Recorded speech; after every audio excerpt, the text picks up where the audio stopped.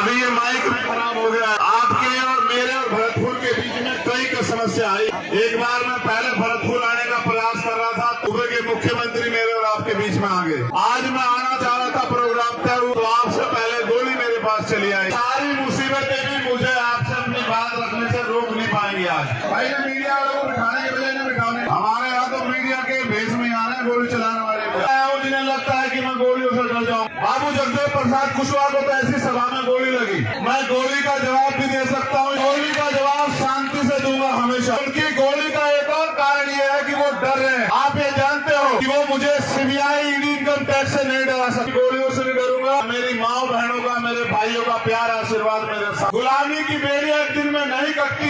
जिस कौम में कुर्बानी के बकरे तैयार नहीं होते, आजादी प्राप्त नहीं करती है। इतिहास गवाह। आज मुझे बड़ी खुशी, अगर चंद्रशेखर चला भी गया तो ये आंदोलन रुकने वाला नहीं है, इतना भी मुझे भरोसा है पूरा। पत्रकार जो बहुजन समाज के हैं, उन सबकी जान को खत्म करे। उन कुर्सियों पे आप जाके बैठ जाओ। जिस दिन उन कुर्सियों पे आप बैठ जाओगे, ना चंद्रशेखर आजाद को खतरा होगा और ना किसी आम आदमी को खतरा होगा। अभी वो गोली नहीं बनी। आपकी ममता को चीर के पार निकल जाए ऐसी गोली बनी नहीं है। अन्याय हो रहा है देश की सरकारों में। वो जो घाव मेरे सीने पे लग, मैं इसको क्या जवाब, आप बताओ मैं इसको क्या जवाब दूं? मैं कार्तिक भील की पत्नी को क्या जवाब दूं? मैंने आपसे पिछली बार भी पूछा। तो सामाजिक न्याय कहां से मिलेगा? सामाजिक न्याय का मतलब समझते हो? सामाजिक न्याय का मतलब होता है हिस्सेदारी। धन धरती राजपाट में आपकी हिस्सेदारी, चाहे वो साधन हो, संसाधन हो, राज सत्ता हो, नौकरी हो, जमीन हो, हर काम में आपकी हिस्सेदारी। आपको लगता है हिस्सेदारी मांगने से मिल जाएगी? आपको लगता है हिस्सेदारी अपील करने से मिल जाएगी? आपको लगता है हिस्सेदारी किसी के पैर छूने से मिल जाएगी? एक तरीका है लोकतंत्र में हिस्सेदारी लेने का। वो ये तरीका है जो बाबा साहब अम्बेडकर ने अपने 4 बच्चों की कुर्बानी से आपको दिया। वोट का ताकत, वोट की शक्ति। वोट की शक्ति के बिना कोई तरीका नहीं सामाजिक न्याय मिल जाए। मैं आपसे पूछ रहा हूँ, आप यहाँ क्यों? यहाँ गोली भी चल सकती है आपके ऊपर। मेरे चक्कर में आपको मेरा जन्म भी आपके नाम सब कुर्बान कर दिया था और मेरा ये जन्म भी आपके नाम कुर्बान रहेगा। मेरे दलित, पिछड़े, अल्पसंख्यक समाज के लोग, आदिवासी समाज के लोग उनकी जागीर है, उनके गुलाम है। इनका शोषण करना उनका जन्मसिद्ध अधिकार है। आज वो लोग मिनट से पहले जेल में जाते हैं, उनको सजा होती है। सम्राट अशोक जैसा राज वो तभी आएगा जब आप एक हो जाओ। क्या हुआ? और वोट देने और हमारे खेतन पर मन को वो मन ना पैसा नहीं मिला, किसी और ने दिया। आप 2 साल से डोल रहे हैं, मुझे आप मांगे हुए 10 दिन दे दो। ये माई कह देगी मैं संतुष्ट हूँ, चाहे तुम्हें कोई कीमत चुकानी पड़े, धरना हो, कुछ हो, चाहे लाठियां खानी पड़े। उनको पता चल हम उनसे कुर्सियां छीन लें। हमें हिंसा के रास्ते पे नहीं जाना। मेरे लोगों, ये बात याद रखना। मैं हाथ जोड़ के अपील कर रहा हूँ।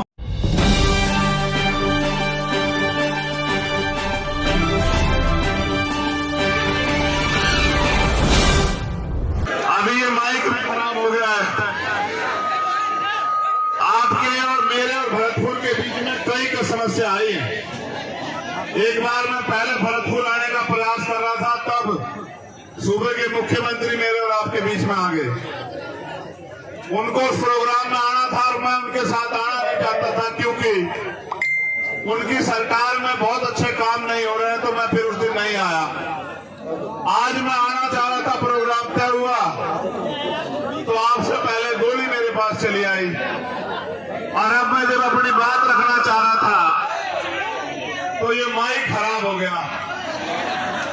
मगर मैं ये समझता हूं कि ये सारी मुसीबतें भी मुझे आपसे अपनी बात रखने से रोक नहीं पाएंगी। आज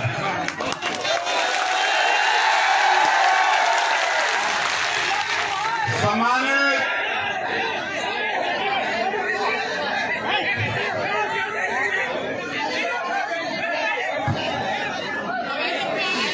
हमारी सबसे बड़ी समस्या यही है कि समस्या हमारे खुद के अंदर है और हम दूसरे आदमी को कहते हैं तू बैठ जा, तू बैठ जा।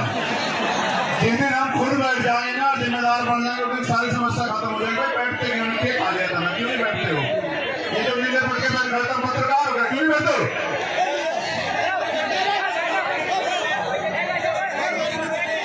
अरे भैया क्या जमीन आता है?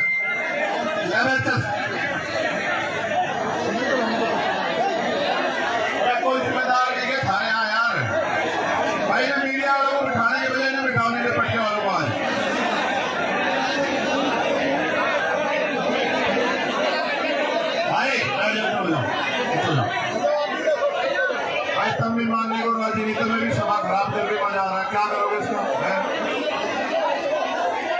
पीछे को क्यों, तुम्हें क्या परेशानी पीछे बोलना भाई?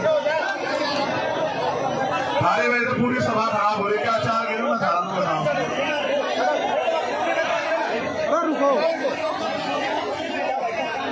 हमारे यहाँ तो मीडिया के भेष में आ रहे हैं गोली चलाने वाले भैया। ये तो हमारी हिम्मत देखो, तो मैं छाते में खड़े कर रखे हैं आप देखो। हो जाओ यार पीछे को, जो लगा पीछे करवाने पड़े फिर भाई हो जाएगा सारा काम, तो बुरा लगेगा। सारा सभा खराब कर रहे हो, फिर टाइम की कीमत है नहीं है। बात बात बैठ जाओ, चलो बात सुन लो, जा बैठ जाओ तुम लोग, बैठो भाई बैठ जाओ।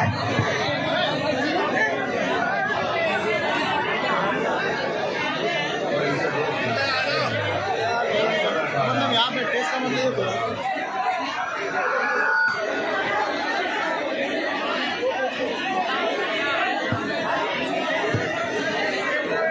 देखो आज भरतपुर आने के कई कारण हैं। पहला कारण ये है, ऐसे समय में भी जब मैं असवस्थ था और मुझे मना भी किया गया कि आपको जाना नहीं, और तमाम तरह की विरोधियों द्वारा भी मेरे खिलाफ षड्यंत्र किए जा रहे हैं, फिर आज मेरे कंधों पे जिम्मेदारी थी कि मैं यहाँ आपके बीच आऊं, और मैं अपनी एक मिनट भी अब किसी को कुछ कहने में खराब नहीं करना चाहता, मैं आपसे बात करना चाहता हूं। उसका एकमात्र कारण ये है कि आप अपनी मेहनत की खून पसीने कमाई लगा के यहाँ काम छोड़ के आए, और आप यहाँ से मेरी बात को सुनकर ना जाओ और उस पर अमल ना करो, तो इससे आपके जीवन में कुछ नहीं बदलने का और मेरा भी कुछ भला नहीं होने का। क्योंकि पहली जो सबसे ज्यादा जरूरी बात थी यहाँ आने की, वो ये है कि मैं जब भी राजस्थान आया किसी भी अन्याय के खिलाफ लड़ने के लिए, राजस्थान के साथियों ने पलके बिछा के मेरा स्वागत किया, मुझे हिम्मत दी, मुझे ताकत दी, मेरी रक्षा सुरक्षा की। इसके 2 रुपए लेके चक्कर बना पड़े, नाश ना करे, चेक कर यार, बस यार। दूसरा, मैं ये उन लोगों को बताने के लिए आया हूं जिन्हें लगता है कि मैं गोलियों से डर जाऊंगा, मैं उनको भी बताने के लिए आया हूं कि मैं जिस रास्ते पर निकल के चला हूं, मुझसे पहले भी बहुत सारे महापुरुषों ने तमाम तरह के अन्याय आरोप पर बाबू जगदेव प्रसाद कुशवाहा को तो ऐसी सभा में गोली लगी। हम उनको मानने वाले लोग हैं, भगवान बुद्ध, संत कबीर, गुरु नानक देव, सतगुरु रविदास जी को मानने वाले लोग हैं, राष्ट्रपिता ज्योतिबा फूले, छत्रपति साहू जी महाराज को मानने वाले लोग हैं, हम सब छोटू राम बाबा साहब अम्बेडकर को मानने वाले लोग हैं। हम गोलियों से डरने वाले नहीं हैं, मगर मैं ये भी बता देना चाहता हूं, मैं गोली का जवाब भी दे सकता हूं, इस बात को भी आप लोग जानते हैं, मगर मैं गोली का जवाब शांति से दूंगा हमेशा। मैं आज भी आपसे अपील करूंगा कि आप शांति बना के रखो। उनकी गोली का एक और कारण यह है कि वो डर रहे हैं, वो घबरा रहे हैं, और जब कोई घबराता है तब वो इस स्थिति में आता है कि इस तरह के हमले करता है। आप ये जानते हो कि वो मुझे सीबीआई, ईडी, इनकम टैक्स से नहीं डरा सकते, वो मुझे मुकदमों जेल से नहीं डरा सकते। मैंने भारत की सबसे बड़ी जेल तिहाड़ भी 2-2 बार काटी है, मैंने 16-16 महीने जेल काटी है, मैंने यहाँ राजस्थान की जयपुर की जेल भी काटी है, मुझे वो जेल से नहीं डरा सकते। मैं उन नेताओं जैसा नहीं जिनके मुंह पे टेप लग जाए, इसलिए उन्हें लगा कि वो गोली से मेरा मुंह बंद कर देंगे। मैं आपको वचन देकर कहता हूं कि कोई गोली मेरा मुंह बंद नहीं कर सकती आपकी लड़ाई लड़ने के, आपकी हमारी आवाज उठाने के लिए, याद रखना। तो ये मेरा संदेश उनको भी है कि मैं आपकी गोलियों से नहीं डरूंगा। अगली बार फिर तैयारी करना, मेरी माँ बहनों का, मेरे भाइयों का प्यार आशीर्वाद मेरे साथ है। जब तक इनका प्यार आशीर्वाद मेरे साथ है, मैं कहीं नहीं जाने वाला, जब तक कुदरत ने मुझे जिंदगी दी है। दूसरी बात, मैं यहाँ इसलिए भी आया कि मैंने आपको वचन दिया कि मैं आऊंगा भरतपुर, और मैं ये बताने के लिए भी आया हूं कि मेरा दिया हुआ हर एक वचन, उसको अगर मुझे अपनी जान की कीमत चुका के भी निभाना पड़ा, मैं उसको निभाऊंगा। और जो वचन मैं आपको दूंगा उसको मैं पूरा करूंगा। अगर मुझे जान की बाजी में लगानी पड़ी, उसके लिए भी मैं तैयार रहूंगा। ये बताने के लिए मैं यहाँ हूँ। और चौथी और आखिरी बात जो सबसे महत्वपूर्ण है, हमारे नेताओं को भी सुननी चाहिए कि जब आप संघर्ष के पथ पे हो, कर्तव्य के पथ पे हो, अगर कोई बहुत ही ज्यादा मुसीबत आ जाए तो आप लक्ष्य से भटक जाओ, आप समय से ना पहुंचो, वरना आप समय से पहुंचो और मिशन के रास्ते में कोई कठिनाई आ जाए, जब तक आपके महापुरुषों का सपना पूरा ना हो तब तक रुको ना, अड़िग रहो। जैसे मैं आज अड़िग खड़ा हूं, ऐसे आप भी अड़िग रहो, क्योंकि ये परिवर्तन का आंदोलन है, एक दिन में पूरा नहीं होगा। हजारों लोगों की कुर्बानियां होगी। गुलामी की बेड़ी एक दिन में नहीं कटती है। मैं ये बताने के लिए भरतपुर में हूँ, इस एकता के बीच में, कि अगर गुलामी की बेड़ियां काटनी है तो कुर्बानी देने के लिए तैयार रहो, क्योंकि जिस कौम में कुर्बानी के बकरे तैयार नहीं होते वो कौम कभी आजादी प्राप्त नहीं करती है। इतिहास गवाह है। अगर हमारे खून से क्रांति आए तो मैं यहाँ खुले में इसलिए बैठा हूँ कि मैं अपने खून का एक कतरा चुकाने के लिए तैयार हूँ। अगर मेरा समाज, ये बहुजन समाज एकजुट हो जाए, अपनी एकता बनाए, अपने अधिकारों की लड़ाई को मजबूत करे, तो मैं अपने खून का एक कतरा जो है इस आंदोलन में निछावर कर दूंगा। इसलिए मैं यहाँ भरतपुर में हूँ आज। देखो, आज मैं बहुत बड़ा कोई भाषण नहीं करूंगा। ये सच है, मेरी भी इच्छा है कि मैं जिंदा रहूं। जिंदा रहने की इच्छा इसलिए नहीं है कि मुझे बहुत बड़ी कुर्सी में बैठना है, आपकी दी हुई प्लास्टिक की कुर्सी, और अगर आप जमीन पर बिठाते वो भी मेरे लिए महलों की कुर्सी, हीरो के ताज से बढ़ के है। लेकिन सवाल ये है, आज तो मैं महसूस कर रहा हूं, बात मेरी जान की नहीं है। मैं चला जाता, मेरी माँ एक दिन रोती, मेरे भाई और एक दिन रोते, मेरे बालक को तो ये भी नहीं पता कि उसका पिता गया कहाँ है। वो तो कभी जब वो समझदार होता उसको पता लगता कि उसका बाप नहीं गया था और रास्ते में इस तरह मारा गया। लेकिन सच ये है कि जो लोग इस आंदोलन में मुझसे उम्मीद करके, भरोसा करके जुड़े हैं, मुझे अपने से ज्यादा उनकी परवाह, उनका हौसला ना टूट जाए, इसलिए मैं भरतपुर आया कि उनको ये ना लग जाए कि भाई गोली भी लग सकती है। गोलियां तो लगेगी भाई। जिन्होंने अधिकार छीन रखे, जो कुर्सी में बने बैठे हैं, अगर आप उनसे अधिकार लेने का काम करोगे, सत्ता छीनने का काम करोगे, तो गोली भी चलेगी, मुकदमे भी होंगे, जेल भी जाना पड़ेगा, और भी मुसीबत आएगी, इनका सामना भी करना पड़ेगा। और आज मुझे बड़ी खुशी है कि आज मेरे पे ऐसे बहुत सारे कंधे हैं कि अगर चंद्रशेखर चला भी गया तो ये आंदोलन रुकने वाला नहीं है। इतना भी मुझे भरोसा है पूरा। मुझे देखो, आप लोग खतरे से वाकिफ हो, मैं आपको घटना भी बता देता हूं, फिर मैं आपसे काम की बात करूंगा। जब मेरा टेक्निकल मुआयना होने चला गया, मेरे कपड़े, जब मेरे कपड़े आएंगे तो आप देखना बनियान में और शरीर में कितनी जगह होती है। बोलने वाला तो कोई कुछ भी बोलता रहे, मैं सस्ती लोकप्रियता की राजनीति करता नहीं हूं, आप जानते हो इस बात को। जब मेरे कपड़े आएंगे आप देखना, या पुलिस का बयान आएगा आप सुन लेना, वहां की पुलिस भी हमारी नहीं, वहां की सरकार भी हमारी नहीं। मैं अपने साथियों को भी बता दूं कि जितनी जगह बनियान में और शरीर में होती है उसमें को 3 छेद है, 3 गोली गई है वहां को, मगर एक लगी, वो भी इसलिए लगी क्योंकि उनकी इच्छा भी मजबूत थी, लेकिन वो बची इसलिए क्योंकि आपका प्यार ज्यादा ताकतवर था।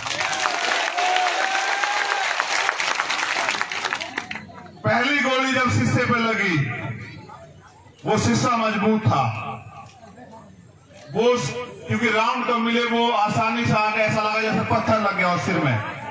मैंने अपने साथियों से कहा कि भाई शायद किसने पटाखा छुपाया, किसका टायर पड़ गया। मैंने कहा पत्थरी आके लगी दिखे। लेकिन जब दूसरी गोली लगी तब मुझे एहसास हुआ, तब मैंने मनीष से कहा भाई, मैंने कहा घिर गए हैं, गोली चल रही है। मैंने कहा गोली चल रही है, गोली लगी है। फिर मैंने अधिकारियों को बताया, ये बात मैंने आपको इसलिए बताई, मुझे एक बात का पता है, आदमी गोली से नहीं मरता, आदमी मरता है डर से। और डर जिस दिन मैं इस काम में आया था, मैं डर को घर छोड़ आया था। अगर डर में रहूंगा तो लोहे के बक्सों में रहूंगा, लोहे के बक्सों में रहूंगा, थारे किसी काम नहीं आ सकता हूं। अगर थारे बीच रहूंगा तो थारे भी काम आऊंगा, मुझे लगता है कुछ करके भी दिखा पाऊंगा। तो मुझे जैसे मेरी जान को खतरा है, पूरे भारत में भीम आर्मी आजाद समाज पार्टी के माध्यम से और हमारे बहुजन पत्रकार भी, ये भी बात कहनी पड़ेगी, हमारे पत्रकार जो बहुजन समाज के हैं भाई, या जो ईमानदार पत्रकार हैं देश में, या जो ईमानदार से लड़ाई लड़ रहे हैं भीम आर्मी आजाद समाज पार्टी के लोग, या किसान सभा के लोग, या हमारे जाट महासभा के लोग, या अन्य कोई बहुजन संगठन जो ईमानदार से लड़ाई लड़, उन सबकी जान को खतरा है। आप मेरे लिए सुरक्षा की मांग कर रहे हो, मैं यहां भी सुन रहा था। कितने लोग इस सुरक्षा की मांग करोगे आप बताओ? और किस किस की सुरक्षा सुनिश्चित हो सकती है? इस सुरक्षा को सुनिश्चित करने का एकमात्र माध्यम है कि जो लोग सुरक्षा देने वाले हैं उनके हाथ आपके हो जाएं। जिनसे सुरक्षा मांग रहे हो उन कुर्सियों पे आप जाके बैठ जाओ।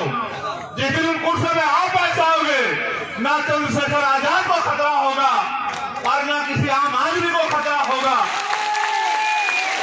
चाहे राजस्थान हो या उत्तर प्रदेश, भयमुक्त शासन आएगा, भयमुक्त। हर आम आदमी, चाहे वो किसान हो, कामगार हो, मजदूर हो, कोई बहन हो, कोई बिटिया हो, कोई बच्ची हो, कोई बुजुर्ग हो, जब ऐसे लोग कुर्सी में बैठेंगे जो सबकी सुरक्षा चाहते होंगे, जिनका लक्ष्य होगा कि हर कमजोर को बुनियादी सुविधाएं, अधिकार, स्वाभिमान सम्मान की जिंदगी मिले, इंसानियत बनी रहे, तब जाके व्यवस्था बदलेगी। वरना आप नहीं कर पाओगे इतने लोगों की सुरक्षा। क्योंकि आज जो सरकार में बैठे हैं उनका एकमात्र लक्ष्य ये है कि जो भी आपके खिलाफ आवाज उठा रहा है उस आवाज को किसी भी तरह कुचल दो। अगर मुकदमों से डर जाए, मुकदमों से डरा दो। अगर पैसे से खरीद के जाए, पैसे से खरीद लो। अगर और कोई डर दिखा के सीबीआई, इनकम टैक्स का ताला लगता लगा दो उसके मुंह पे। और अगर इनसे भी ना घबरा रहा हो तो गोलियों से उसके सीने को छलनी कर दो। अभी वो गोली नहीं बनी जो आपकी ममता को चीर के पार निकल जाए, ऐसी गोली बनी नहीं है अभी, आप चिंता मत करो। मेरी बात पर गौर करो। अब जो बात मुझे आपसे कहनी है कि मेरा पसीने में यहां जो हाल है, आपका क्या हाल हो रहा होगा। फिर मैं आपके लिए क्यों कुर्बान ना हो जाऊं, आप बताओ मुझे। जो मेरे लिए कान पर खड़े हैं, जो इस गर्मी में मोटे से मोटा लगा के सर में सर जोड़ के यहाँ जो अड़े बैठे हैं, घर में वे पंखे के बगैर भी नहीं रहते होंगे, कूलर के बगैर भी नहीं रहते होंगे। अगर वो मेरी बात पे इतना खड़े हैं तो उनके लिए मैं क्यों ना कुर्बान हो जाऊं, आप बताओ मुझे। क्या ऐसा कारण हो कि मैं कुर्बान ना हो जाऊं? देखो भाई, थम जा, बैठ जाना, बैठ जा। गुजारा जी की सुरक्षा में हो, उसे ना कुछ हो सकता। मर्द का तो बैठ जा, बैठ जा, नाल ना करे और कोई इनकी सुरक्षा ज्यादा है। देखो मेरी बात पे गौर करो। 26 जनवरी 1950 को भारत में लोकतंत्र आया था। लोकतंत्र यानी कि बहुमत का शासन, जिनका वोट होगा उनका राज होगा। पहले राजतंत्र था, अच्छे राजा भी हुए, बुरे भी हुए, तानाशाह भी हुए, सबका अपना अपना हश्र भी हुआ। यहाँ का तो इतिहास गवाह है। यहाँ तो किसान कामगारों ने मिलकर जो है राजशाही भी चलाई। अगर हमारी वफादारी थी, जो खजांची हमारा था, ये हमारी वफादारी थी कि खजांची हमारा था, ये हमारी वफादारी थी, हम पे भरोसा था। और सेनापति गुर्जर समाज का था, ये भी हमारी वफादारी थी कि हमारी सेना पे भी भरोसा था। राज भी हमारा था क्योंकि राज करने वाले भी हमारे लोग थे। हम लोग मिलजुल कर राज कर रहे थे। मैंने ये यहाँ की बात बताई, लेकिन मैं आपको लोकतंत्र की बात बताता हूँ कि जिनका वोट होगा उनका राज होगा।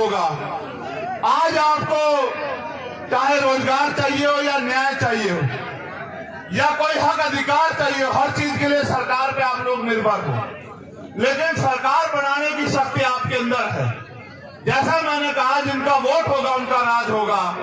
आप बस इस बात को नहीं समझ पा रहे कि वोट आपके पास है, राज दूसरों का है। अगर जिनका वोट है वो अपनी वोट को संगठित करके और एक एक वोट को अपने पक्ष में दे दें तो राज आपका आ जाएगा। और जिनका राज आ जाएगा, आप ये बताओ, अगर राजस्थान में आपका राज होगा तो क्या राजस्थान में मुझे कोई खतरा हो सकता है क्या? बात मेरे खतरे की नहीं है, मैं आपका ध्यान आकर्षित करूंगा। बात उस खतरे की है जो अन्याय लंबे समय से राजस्थान में हो रहा है।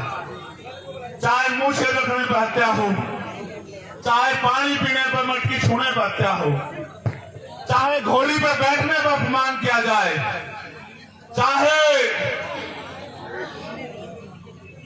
और तमाम तरह की जातीय, धार्मिक और तानाशाही सामंतवादी सोच के कारण हमारे लोगों के साथ अन्याय हो, दलित पिछड़े अल्पसंख्यक समाज के साथ, ये सारा अन्याय तब रुकेगा। देखो, मैं अपनी पीठ का घाव, ये मेरा जरा सा घाव 1 इंच का, इससे इस घाव के जख्म को मैं भर सह लूंगा।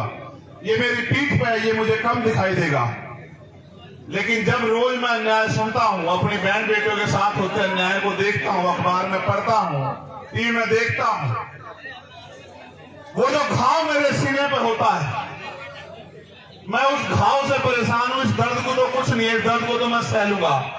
इस दर्द को सह सकता हूं तभी तो आपके बीच में हूं, लेकिन जो घाव मेरे सीने पे रोज, चाहे वो राजस्थान से लगे, चाहे वो उत्तर प्रदेश से लगे, मध्य प्रदेश से लगे, उड़ीसा से, बिहार से, दिल्ली से, मध्य प्रदेश से, उत्तराखंड से, हरियाणा से, पंजाब से जो अन्याय हो रहा है देश की सरकारों में, वो जो घाव मेरे सीने पे लगते हैं, मैं ये सोचता हूं कैसे रोकूं इस अन्याय को।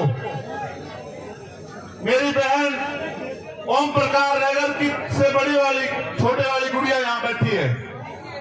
जब मैं आया था मेरे गले लग के उसकी आंखों में भावुकता थी। मुझे उस दर्द की ज्यादा परवाह कि वो दर्द कैसे कम होगा।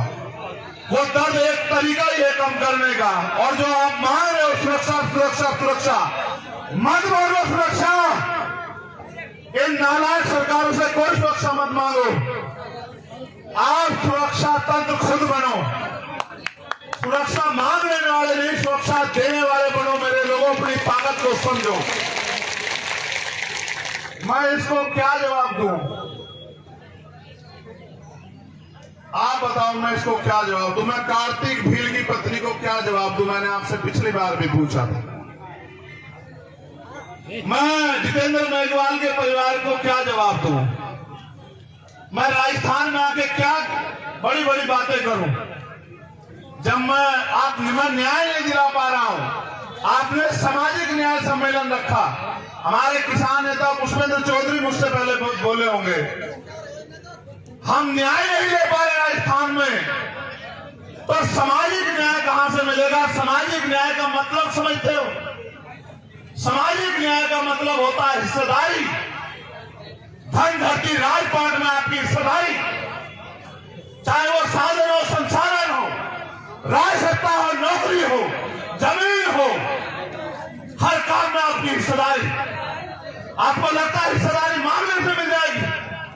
आपको लगता है हिस्सेदारी अपील करने से मिल जाएगी? आपको लगता है हिस्सेदारी किसी के पैर छूने से मिल जाएगी? एक तरीका है लोकतंत्र में हिस्सेदारी लेने का। वो ये तरीका है जो बाबा साहब अम्बेडकर ने अपने 4 बच्चों की कुर्बानी से आपको दिया। वोट का ताकत, वोट की शक्ति। वोट की शक्ति के बिना कोई तरीका नहीं सामाजिक न्याय मिल जाए। अगर ये सरकारें सामाजिक न्याय देना चाहती तो आप सोचो कि चुनाव होते हैं, सरकारें बनती है, सामाजिक न्याय क्यों नहीं मिलता? बताओ, किसान को उसकी फसल का दाम मिल रहा है क्या? सरकार आती है, किसान कागज लेके दफ्तरों में खड़ा रहता है। नौजवान को रोजगार मिल रहा है क्या? सीएचए की भर्ती वालों जिनके चक्कर में बच्चों के मैं जेल गया, उनको लाठे मारी सरकार ने। अगर नौजवान रोजगार के लिए आता है, सरकार पे जवाब नहीं है। महंगाई बेरोजगारी पे बात करोगे, जवाब नहीं है।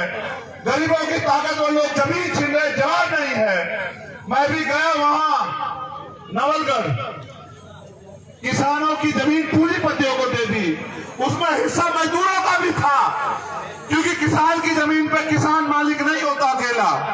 किसान को तो मुआवजे की भी बात होती है, लेकिन उस किसान की खेती से जिनके घर चलते हैं, जिस किसानी से लोगों के रोजगार चलते हैं, उनकी हिस्सेदारी भी होती है। उनका भी सब कुछ चला गया।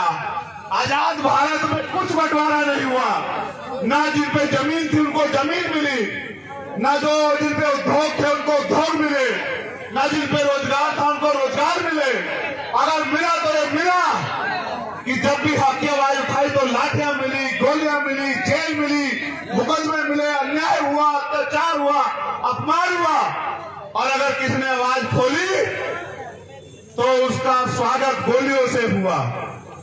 मैं ये बताना चाहता हूं जालिमों को, ना आपकी गोलियों से मेरी आवाज कमजोर पड़ी, ना पड़ेगी।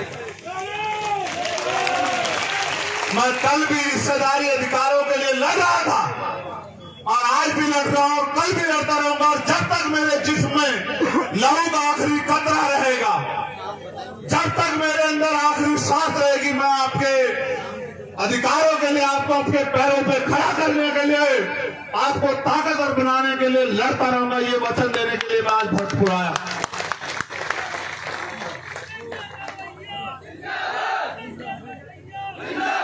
एक खबर मेरे हाथ में दी है, पुलिस के लोग यहाँ होंगे। करौली जिले के 4 लड़के भी भरतपुर पुलिस ने थाने बंद कर दिए हैं। वो बस में खड़े छत पे नारेबाजी हो रही थी, तुम इतने मत गिरो, यहाँ के लोग हो, इस सरकार के लोग हो। ये लोग जिस दिन, मैं कह रहा हूं ना, जिस दिन ये क्रांति यहाँ से जन्म लेगी, तुम्हारी सरकार भी उखाड़ फेंकेगी। इस बार याद रखना। क्या मेरे लोगों को बंद करते हैं? क्या बंद करते हो मेरे लोगों को? क्या छत पे खड़े होकर नारेबाजी करना अपराध था? वो मुझे पता, वो छत पे क्यों खड़े थे। वो इसलिए खड़े थे क्योंकि मैं एम्बुलेंस में लेटा हुआ था, मुझे देखना चाहते थे, इसलिए वो छत पे खड़े थे। छत पे खड़े होने वालों को गिरफ्तार करते और मेरे लोगों को छत से फांसी का फंदा बांध के लटकाने वालों को माला पहनाते, शर्म करो। मेरे लड़ाई पुलिस से नहीं है। मैं जानता हूं ये सरकार के नेताओं के सहारे पे होगा, उन नेताओं के सहारे पे जिनकी जमीन खिसकेगी यहां से। मैं उनको ये कहना चाहता हूं, मैं भी मालिक नहीं, ये मालिक है जो सामने बैठे। ये मालिक है, ये लोकतंत्र है, जनता मालिक है। ये जनता जिसके साथ खड़ी है वो नेता है, ये जिसके पीछे खड़ी है वो आगे बढ़ेगा। कल तक ये आपके साथ थी, अगर ये मेरे साथ खड़ी हो गई, तुम्हें मुख्यमंत्री की कुर्सी के आसपास भी नहीं जाने देंगे मेरे लोग। याद रखना, मुख्यमंत्री गलतफहमी में मत रखना। और न रहना हम हैं। पुलिस से हमारी कोई लड़ाई नहीं। पुलिस के लोग किसान कामगारों के बच्चे हैं, वो हमारे लोग हैं। वो अगर हमें लाठी भी मारेंगे तो ये सोच के मारेंगे कि अपने को लाठी मार रहा हूं। लेकिन याद रखना, सरकार से कोई हमारा रिश्ता नहीं। अगर सरकार के लोग हमारे लोगों से अन्याय कराएंगे, हम अपने लोगों की लाठियां खा लेंगे, लेकिन आपकी कुर्सियां खींच लेंगे भी। ये आप याद रखना। समय आ रहा है 2023 का।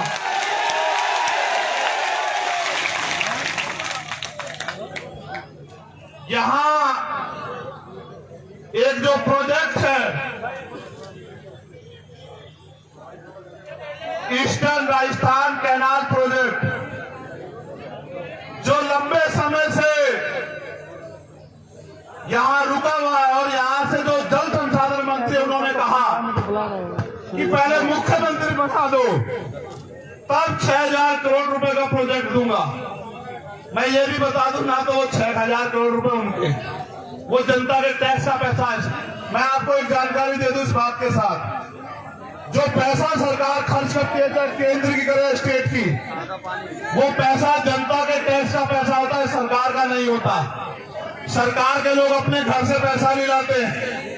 तो जो केंद्रीय जल संसाधन मंत्री होके फिर भी पद मांग रहा है, उससे ज्यादा उम्मीद मत करो आप लोग। इसलिए ये प्रोजेक्ट इसलिए रुका हुआ है क्योंकि वो इसके नाम पे आपसे वोट लेना चाहते हैं। इस बार आपको उनकी बातों में नहीं आना है। उनकी झूठी बातों में गुमराह तो नहीं हो जाओगे? बताओ। नहीं, दोनों हाथ उठा के बताओ। नहीं, उठा के रखो तभी मानूंगा। अच्छा ठीक है। यहाँ ये सबसे बड़ी समस्या है, सुन लो। एक यहाँ बजरी माफिया का बड़ा वो है, जिसकी वजह से आम आदमी को जो बजरी 3-4 हजार रुपए मिलनी चाहिए वो 20-30 हजार रुपए से ज्यादा मिलती है। और फिर वो जो उनको रोकता है उसके साथ वो किसी घटना को भी अंजाम देते हैं। सरकार सोई भी है, सरकार को नहीं दिखता है सब।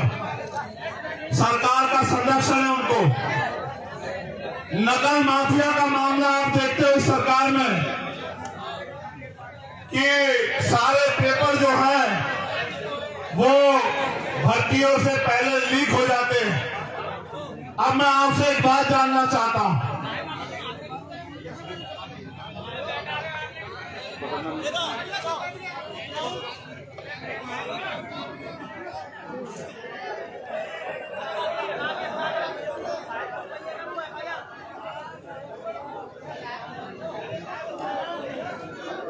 आप यहां क्यों आए हो? मैं आपसे जानना चाहता हूं। हल्ला मत बजाओ ये राइट वाले, बहुत नजदीक खड़े हुआ देखो लोग 200 मीटर चैन से खड़े हुए। और मैं तुमसे कूलर के आगे बैठने से नहीं कह रहा, मुझे हवा की जरूरत नहीं, मगर चैन से खड़े हो जाओ। मेरे हिस्से की हवा भी तुम लो, कोई बात नहीं। मैं आपसे पूछ रहा हूं आप यहां क्यों आए हो? यहां गोली भी चल सकती है आपके ऊपर, मेरे चक्कर में आपको भी नुकसान है।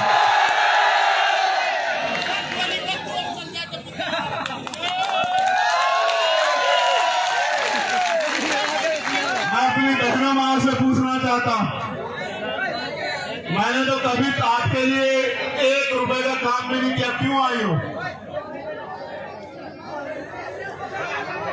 तुम चुप हो जाओगे तो उनकी सुन लूंगा मैं।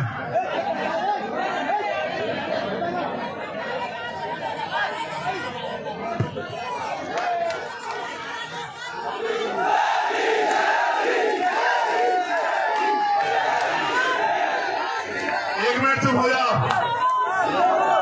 एक सवाल और है।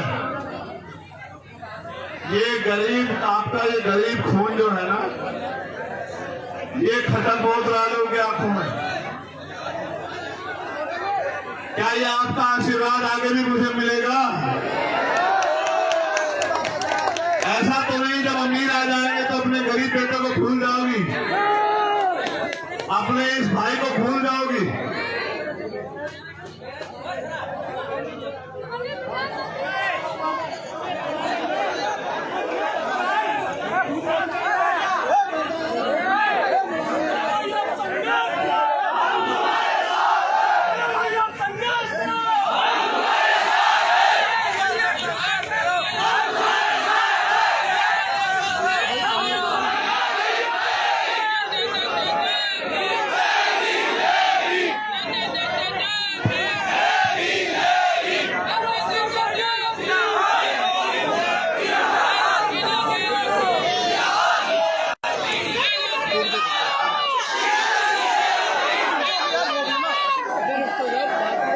बात खत्म करने दो, बात खत्म कर लो उसके।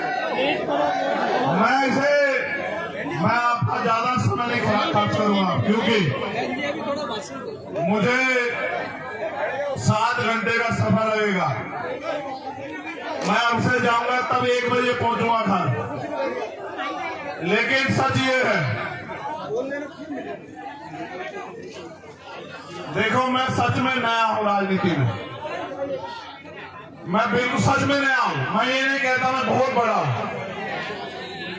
बहुत बड़े बड़े नेता, मैं तो छोटा लेकिन मैं आपको ये वादा कर सकता हूं, क्योंकि आदमी के लिए जान से बढ़ के कुछ नहीं होता। मुझे यहां से एमपी एमएलए का चुनाव नहीं लड़ना है, लेकिन मैं चाहता हूं कि यहां भी अन्याय खत्म हो, यहां भी आप लोग ताकतवर हो। मैं यूपी में नहीं गया सभा करने, इस घटना के बाद में यहां आपके पास आया ये कहने कि यहां आपके पास पहले मौका आएगा अपने लोगों की रक्षा सुरक्षा करने का।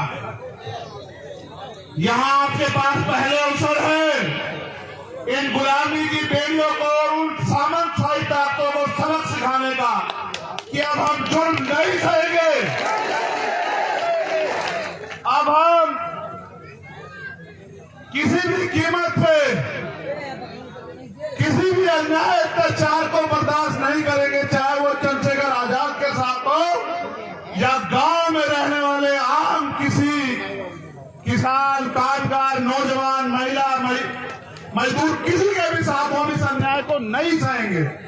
ये सबसे बड़ा मौका आपके पास आने वाला है और मैं ये आपसे आग्रह करूंगा, ये राजधानी है हमारी, मैं इस बात को जानता हूं, ये आगरा से लगी हुई ये राजधानी है हमारी।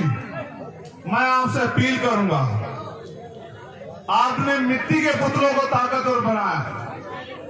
मैंने आपसे पहले कहा कि सबके लिए अपनी जान कीमती होती है, लोग रोटी और जान के लिए जीते हैं। मैं अगर जीता हूं, अगर मुझे दूसरा जन्म मिला है तो मैंने पहला जन्म भी आपके नाम सब कुर्बान कर दिया था और मेरा ये जन्म भी आपके नाम कुर्बान रहेगा। आप इस बात को जान लें। ना मैं आपके स्वाभिमान सम्मान आपके हक अधिकारों से पहले समझौता करता आया और ना आप करूंगा, मेरी जान जा सकती है, लेकिन मैं कभी आपके अधिकारों के को झुकने नहीं दूंगा, ये वादा करने के लिए भरत पड़ा है।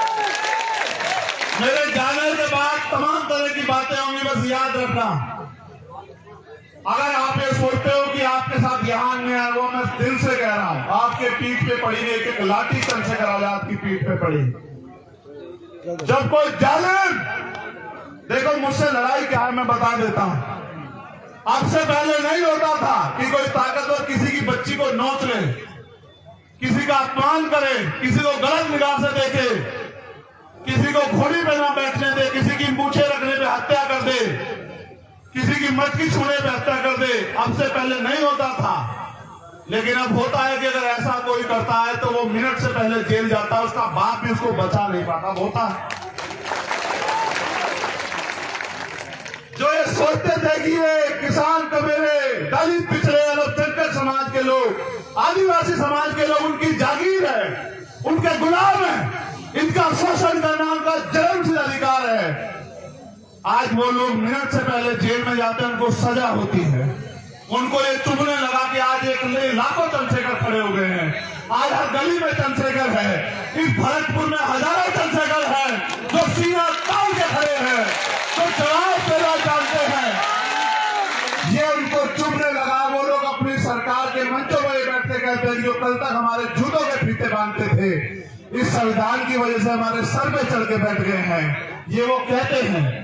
मेरी लड़ाई यह है कि संविधान ने जो अधिकार आपको दिए वो सुरक्षित रहे और वो लागू हो और नए अवसर पैदा हो और भारतीय संविधान सुरक्षित रहे और बाबा साहब अम्बेडकर, सर छोटूराम और चौधरी चरण सिंह, चौधरी कुमाराम आर्य, कोतवाल धन सिंह गुर्जर, जननायक बिरसा मुंडा और मान्यवर काशीराम साहब के अधूरे सपने पूरे हों। यही मेरा सपना है, इसलिए मैं राजस्थान में हूं और मैं जानता हूं, नहीं मुझे बोलने दो, मैं जानता हूं ये तभी पूरा होगा जब आपके हाथ मेरे कंधे पे होंगे और फिर ऐसा शासन आएगा जैसे राजा सूरजमल जी का शासन था, जहां सेना भी हमारी, जहां कोष भी हम पे और जहां राज भी हमारा और सम्राट अशोक जैसा राज, वो तभी आएगा जब आप एक हो जाओगे। बहुत बहुत धन्यवाद। आपके प्यार, आपके आशीर्वाद की अभिलाषा रखता हूं और ये उम्मीद करता हूं कि अब की बार आप मेरे हाथों को मजबूत करोगे और मेरे पीठ का जख्म बढ़ जाएगा, लेकिन मेरे दिल के जख्म को कम करने का काम करूंगा, ऐसा मुझे विश्वास है। 20 अगस्त को जयपुर में हमारा महासम्मेलन है। मेरी निगाह रहेगी भरतपुर के क्षेत्र के लोगों पे कि वो मेरे सम्मान की रक्षा करने के लिए जयपुर जरूर आएंगे। मैं भी आपसे वादा करता हूं, समय का कोई पता नहीं, मेरी लड़ाई किसी जाति धर्म से नहीं है। मैं मानता हूं हर जाति धर्म में अच्छे बुरे लोग हो सकते हैं, उनकी अपनी समस्या हो सकती है, लेकिन अगर सब ठीक रहा और मेरे अंदर जान रही, मैं आपका स्वागत करने के लिए जयपुर 20 अगस्त को जरूर आऊंगा। क्या हुआ कि हमारे किसी और को वोट देने और हमारे खेतन ले अब आना कोई सुन के बताएगा फिर वोट किसी और ने देना, हमारे खेतन पर मन को वो मन ना तुम्हें पैसा नहीं मिला, किसी और ने देना। भैया चुप हो जाओ। एक माई की समस्या है और मेरा काम यही है कि अगर मेरे होते उनकी समस्या हल हो जाए तो इससे अच्छा कुछ है नहीं। माई आप काम करो, आप हमारे यहाँ के जो लीडर्स लोग हैं, राजन हम कल जाके वो दिए माई वो बात दिए तो मैं देते बड़ा बात। माई मुझे आपने कल इनको बताया होगा, ये लोग गए थे 2 साल से भजे ढोल में। आप 2 साल से डोल रहे हैं, मुझे आप मांगे हुए 10 दिन दे दो। भाई की समस्या सोल्व करा के मुझे बता, जब तक सोल्व ना हो तब तक मत बताना, जब सोल्व करा दो। ये माई कह दे कि मैं संतुष्ट हूँ, चाहे तुम्हें कोई कीमत चुकानी पड़े, धरना हो कुछ हो, चाहे लाठियां खानी पड़े। मैं एक आग्रह करूंगा, वो हिंसा के रास्ते में इसलिए ले जाना चाहते क्योंकि हम ताकतवर हो रहे हैं और उनको पता कल हम उनसे कुर्सियां छीन लेंगे। हमें हिंसा के रास्ते पे नहीं जाना मेरे लोगों, ये बात याद रखना आप लोग। मैं हाथ जोड़ के अपील कर रहा हूँ आपसे, ये मेरी बात करके मान रख लेना। अगर आपने, मैं अपनी ताकत को जानता हूँ, आपने गलत रास्ता इख्तियार किया, सब खराब हो जाएगा। आप वोट की शक्ति पर भरोसा रखना, आप जीत जाओगे। मैं सब बार कहता हूँ, आप जीत जाओगे अगर आपने वोट की शक्ति पर भरोसा रखा। याद रखना मेरी बात। एक और घटना कल सारी माधोपुर में हुई, जहां हमारे डॉक्टर्स लोगों पे गाड़ी चढ़ा दी गई और ये हमारे मुकेश बैरवा जी के भतीजे भी हैं, परिवार के लोग। मैं मानता हूं कि जो लड़ेगा उसको न्याय सहना पड़ेगा, उसके परिवार को भी, लेकिन मैं ये भी मानता हूं कि हम लोग झुकेंगे नहीं किसी भी कीमत पे। बहुत बहुत धन्यवाद, आप सब लोग यहाँ आए, आपने मेरा मान रखा, आपने इतना प्यार दिया। जय भीम, जय भारत।